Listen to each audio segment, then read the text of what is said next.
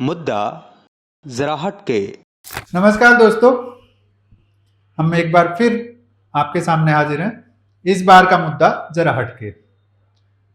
आपको नीरो याद है? नीरो, वही नीरो जिसके बारे में कहा जाता है कि जब रोम जल रहा था तो नीरो बांसुरी बजा रहा था।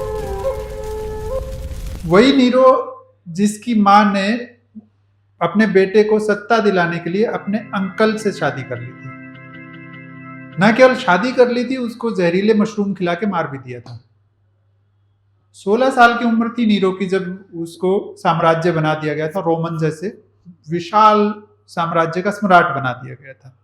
इतनी छोटी सी उम्र में इतनी सारी उपलब्धियां मिल जाना, मतलब इस तरह की सत्ता मिल जाना, वो किसी को भी हजम होना आसान नहीं होता।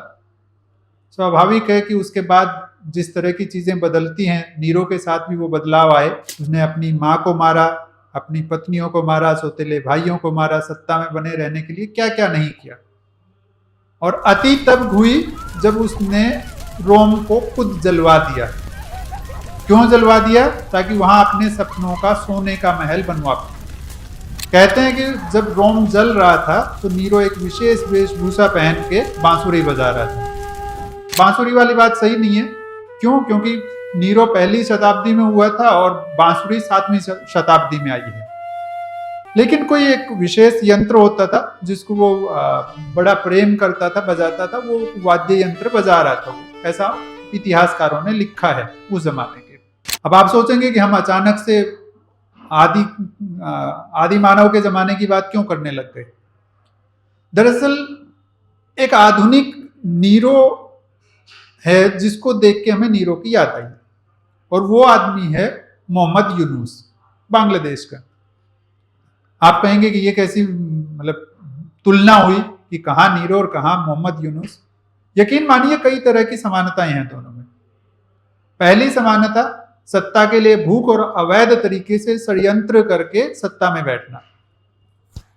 नीरो को उसकी मां ने षड्यंत्र रच के सत्ता में बिठाया था। मोहम्मद यूनुस को कुछ विदेशी ताकतों ने सत्ता में बिठाया। ठीक उसी तरह से कि चुने हुए राजा को या चुने हुए प्रतिनिधि को हटा करके। नीरो के टाइम पे सम्राट क्लॉडियस को हटाया गया था। मोहम्मद यूनुस के टाइम पे जनता की चुनी हुई प्रधानमंत्री शेख हसीना को सत्ता से बाहर किया गया, एक आंदोलन का षड्यंत्र रच के, और उसके बाद वो सत्ता में बैठ गए। दूसरी सबसे बड़ी जो समानता है दोनों में, वो है कि सत्ता की भूख में अपनी ही जनता का ब्रेन वॉश करना। नीरो ने क्या किया था कि लोगों का ध्यान भटकाने के लिए यूनान की तर्ज पे बहुत बड़े पैमाने पे खेलों का आयोजन शुरू कर दिया था, ताकि लोग खेल में डूबे रहें और जो असली मुद्दे हैं उनसे ध्यान भटका रहे। यूनुस ने क्या किया कि कट्टरपंथियों को खुली छूट दे दी कि जो करना है करो, हमारा तुम्हारे ऊपर ना नियंत्रण है, ना हम कंट्रोल करने वाले। तुम अल्पसंख्यकों को मारो, हिंदुओं को मारो, हम कुछ नहीं करेंगे, ताकि तुम खुश रहो, तुम अपने में खुश रहो, हम सत्ता की मलाई चाटते रहे। वही हो भी रहा है। आज भी एक हिंदू नेता की हत्या कर दी गई बांग्लादेश में।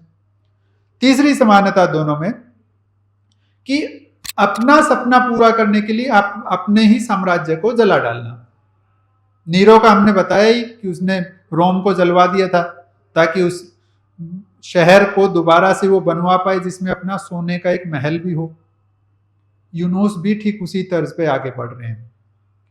वो भी बांग्लादेश के एक अच्छे खासे स्थापित देश को जलाने पे तुले हुए हैं, सत्यानाश करने पे तुले हुए हैं, और इस हद तक तुले हुए हैं कि वो उस पाकिस्तान की गोद में बैठने को तैयार हैं जिसने पाशविक अत्याचार किए थे बांग्ला बोलने वाले मुस्लिमों, हिंदुओं सब पर। यानी पूर्वी पाकिस्तान जब था तो इतने अत्याचार किए थे पाकिस्तानी फौज ने जिसका मतलब इतिहास में दूसरा कोई तुलना ही नहीं की जा सकती। उसके बावजूद वो उन्हीं के साथ बैठ के वार्ता करना चाह रहा है, उनके साथ गलबैयां करना चाह रहा है। नुकसान किसका? ऑब्वियसली बांग्लादेश का, जनता का।